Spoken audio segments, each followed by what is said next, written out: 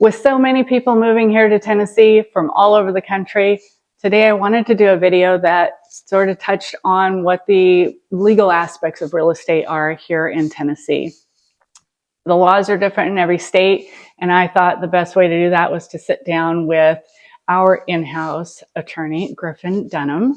Griffin is one of the owners of our sister title company, Momentum Title. He owns 3 different title companies. He's been an attorney for 22 years, and he's argued in front of the Supreme Court and won, right? Yes. It's been a while, but yes. It's been a while, but still, this is a guy to know. This is a guy we all go to here. And so welcome, Griffin. Thank you for doing this with me. Appreciate you having me. Thank you. Yeah. Okay. Now we're getting into the fraud. Okay, so with all the fraudulent activity happening, what is the safest way to protect your vacant land? I had a client call me and want to know, if you guys haven't heard, the fraud that's going on with vacant land is like people are claiming to be the owners. They're actually getting through the whole process and closing. And so this client called me and she said, hey, I've got properties in different states. Would putting it into an LLC give me at least a little bit more security? So that was kind of my question. Is that at least a layer of security? Would a trust be better? Like, how do we protect? Doesn't matter either way. Really? Doesn't matter a bit.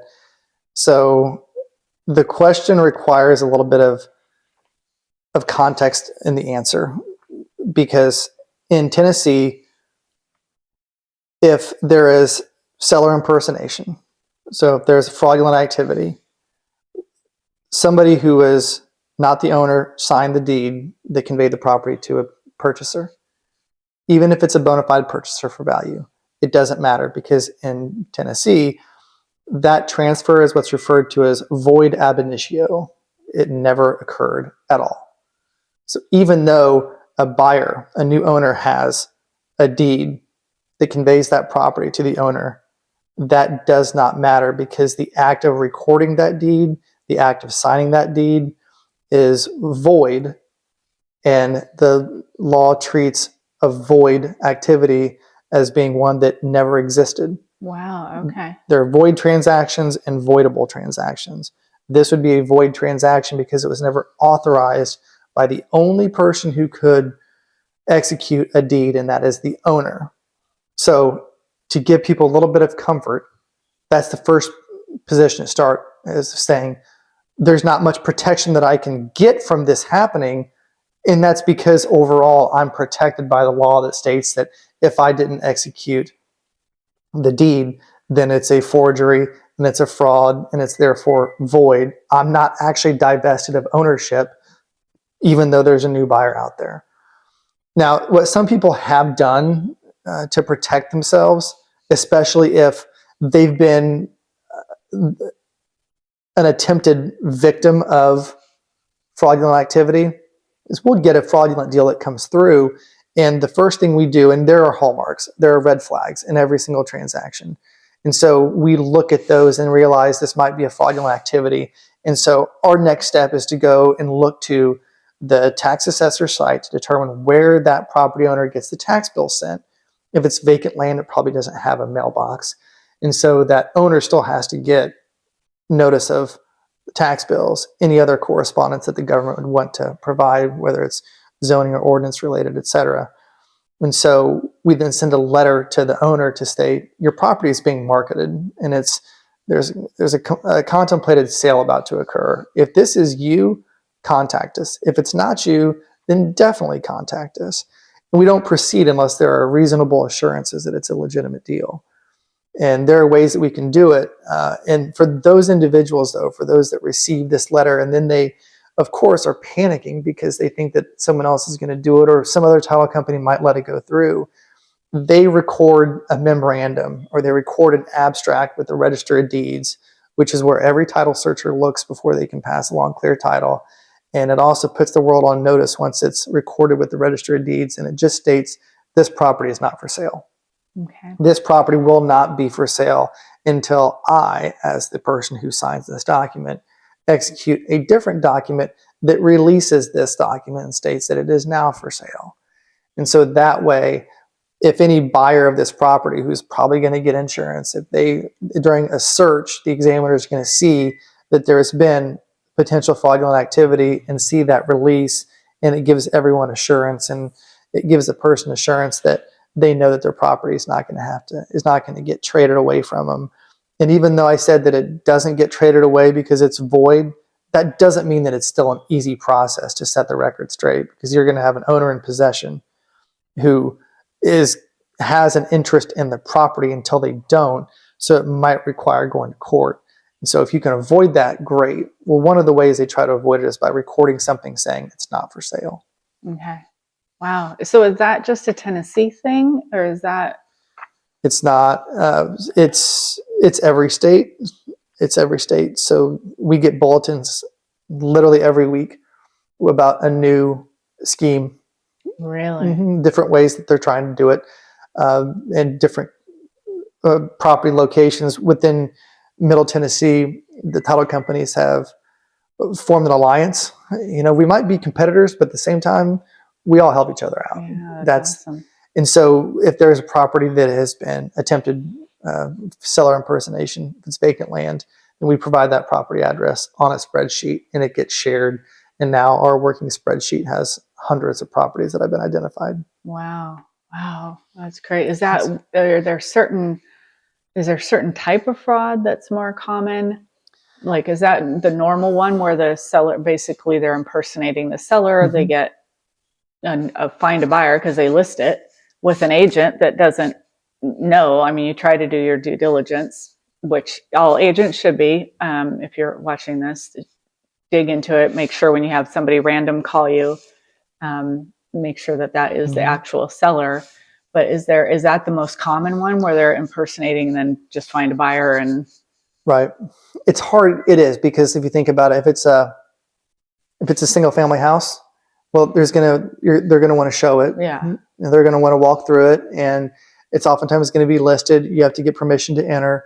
And so there are just logistical difficulties in trying to do it with an actual structure.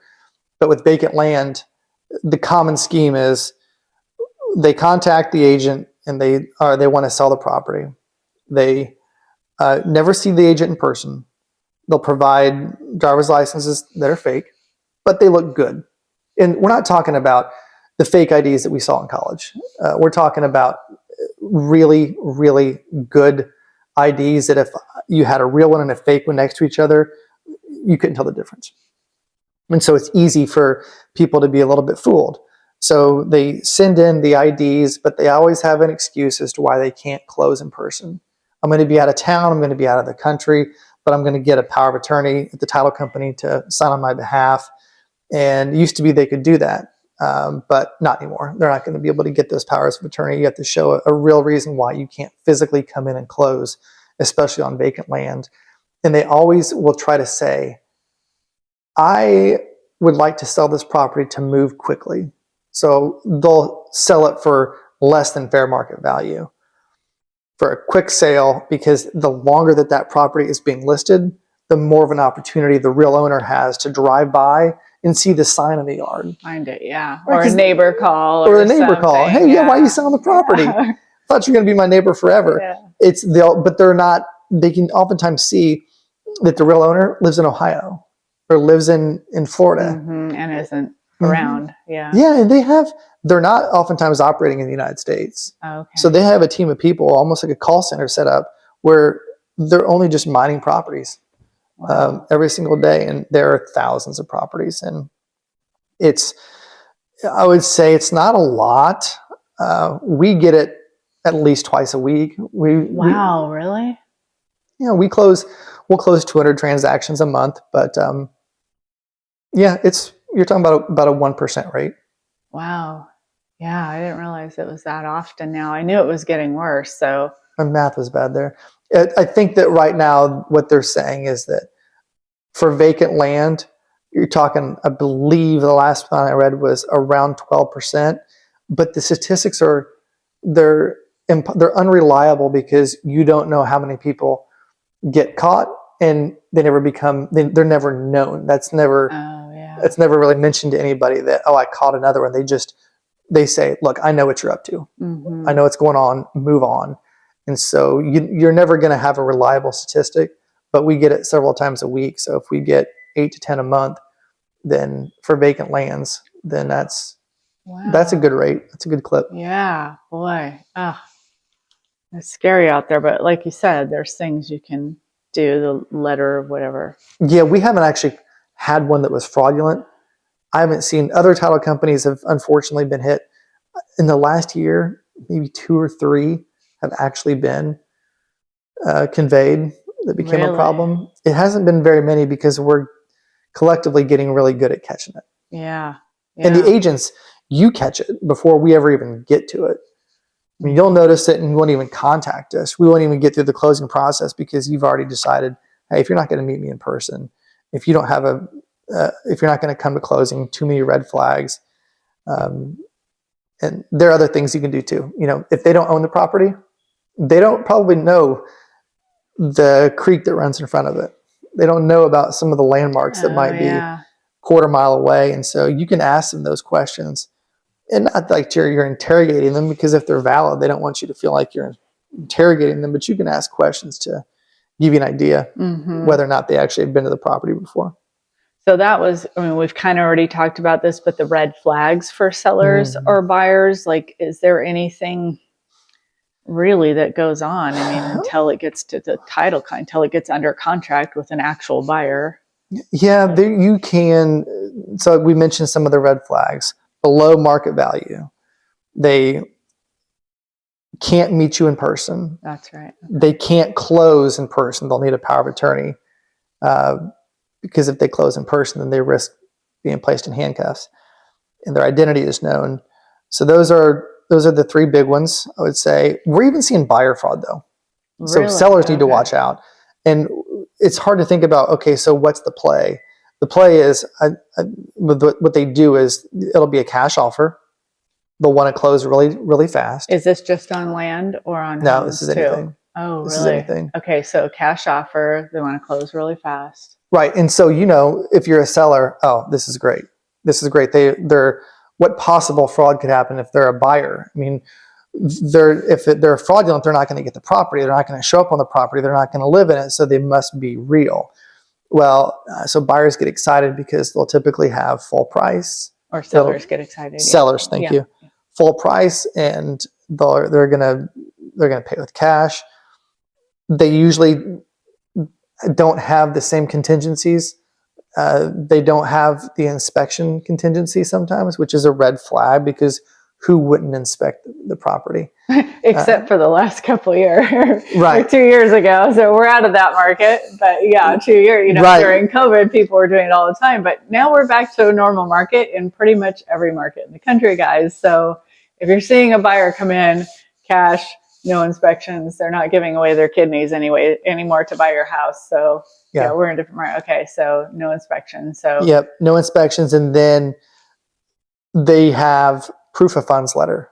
If they're paying cash, then they can't. They're not going to be going through a traditional lender, because then they'd be committing mortgage fraud, and it's too easy for a lender to catch them. So what their goal is to have proof of funds, and then when you get the proof of funds, when you demand it and say prove that you have the funds, it's bogus. It's obviously bogus. It's either from a company that doesn't exist, or it's forged, or the phone number that you call doesn't go to anybody at the actual wherever the funds are being held, whatever the financial institution is. Most of the time, they'll just create a financial institution on their own, and it's not licensed. If you're holding someone's funds, then unless you're just a private non-financial institution, you're going to have a license number, and so we can validate the license number. We can validate the phone call, or the phone number. So their whole goal in that, what we have decided after talking to the FBI and the Secret Service actually, is that they will use funds that they have interdicted, is the term that the FBI uses, that they will use. They'll issue a fraudulent certified check, and so either the money never is there, or 2, it's effectively laundered dirty money from a different transaction. that they are using that will get caught within a matter of days, but not after they've already gotten title to the property and then used that as collateral to secure funds from a different individual or lender. Wow. So if they do actually get title, is there any recourse for that owner? Is there any, like, once it's actually title has changed hands, is there any recourse for the owners? Well, there is, because the owners never actually get. So that's right. In paid. Tennessee, then we fall back to it's void contract now, or void transaction. It would be a void contract because it was one that was illegal. It would have been an illegal contract if the party had criminal intent to not actually perform by providing the purchase price. And so the seller in that situation never would have gotten the purchase price. So it is possible, and it's likely the property is going to get revested in the seller. It's going to be a pain. You got to go through the court system. You just can't magically create a deed to undo it. So it is a bit of a pain. But I would say the buyer fraud it's much more rare than seller fraud. Okay. And it's easy to spot too.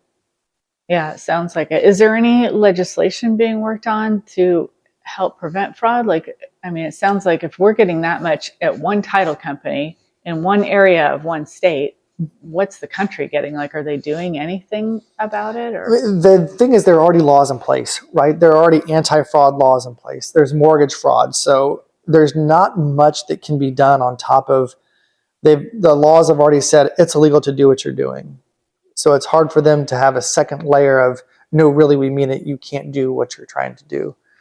They could, in theory, I suppose, stiffen the penalties, but there's such a broad range for the penalties, the sentences, that I think they can be covered by what's currently in place. I'm not aware of any legislation. It doesn't mean that someone's not out there doing it. I know that ALTA, the Land Title Association, is always trying to come up with ways to protect the agents. it doesn't sound like they're not even catching a lot of them anyways, that if you say, only a small percent are actually getting, tracked, so to speak, or caught, so to speak. The rest of them are just getting, kind of. The problem is there can be every law. It doesn't matter, because most of the people who are getting the benefit, foreign country, they're outside of our jurisdiction anyway. That's true, yeah. So the laws don't apply to them. But it's a multi-billion-dollar industry a year. Wow. I have no doubts about that. We attended a conference from one of our vendors called Certified, where we now go through ID proofing, data validation, confirmation of wire funds or wire details, and they have statistics from the Secret Service about how much of an economic impact this has. Wow. And it is billions of dollars, and it's sad because some people have lost their life savings. Wow. It's awful. Oh, yeah. Mm-hmm. Wow. Okay. Well, and the fraud that we haven't talked about on the buyer or seller, it's one of the more common ones is unrelated to either one of those. For impersonations, it's related to real estate agents' emails get hacked. And I say that because title companies we have IT companies, we pay a bunch of money for security purposes every year. Banks do the same thing. And so we know that it is worth every penny for us to spend a lot on security measures. And so that if anybody ever tries to hack us, that breach is identified, it's shut down, and we hear about it, but that's it. There's just no possible area of attack. And every time that happens, our system gets a little bit stronger.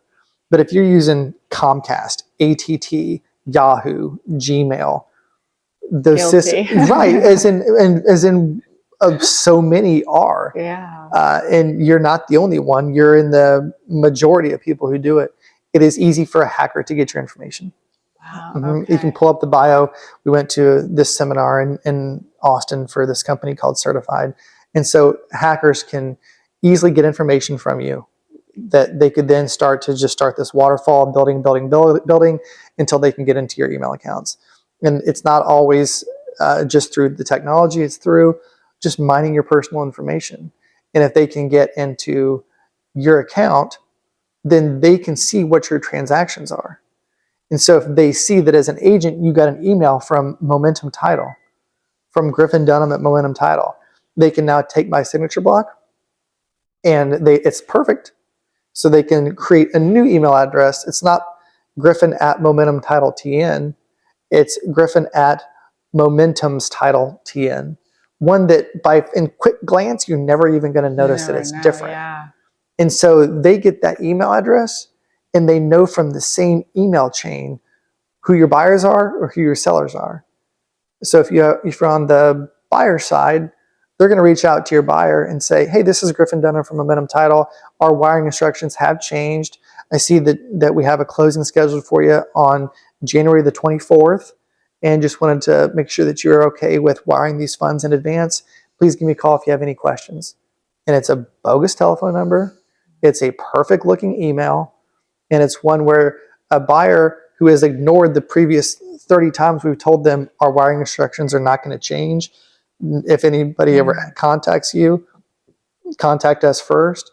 And then they take those wiring instructions and they wire their cash to close and they never see it again. Wow. Because whoever it is in a foreign country and has become the beneficiary of it. The only time we've ever been able to save that situation, again, it's not a hacking on our end. Mm-hmm. It's one where we don't even know that it happened until they contact us and say, well, I've already wired my money. One time somebody called and the hackers were stupid enough, and I underline the word stupid enough, to let that money sit in the account for 24 hours. Usually they swipe it within a matter of hours. They're hitting refresh. As soon as it hits, it's gone. Wires in, wires out. So that's the most common one is phishing and scamming. Wow. Scary. Oh, very scary. Yeah. Mm-hmm. Oh, okay. I'm so glad we're talking about all of this because people I don't think unless you have a transaction recently, people realize kind of what's going on. So it's right. That is, okay. Yeah. You guys watch for your emails from, I don't know how you do it. Like, what do? You just, like, how do you stop a buyer from falling for that? Like, how do you protect them? Well, you tell them, right? Early on, you say, look. Over and over, but still, when you're in a hurry and you're like, oh, yeah, there's Griffin, the guy from the title company. Yes, I think that's where you say, I need to have a serious conversation about things that can truly affect your life.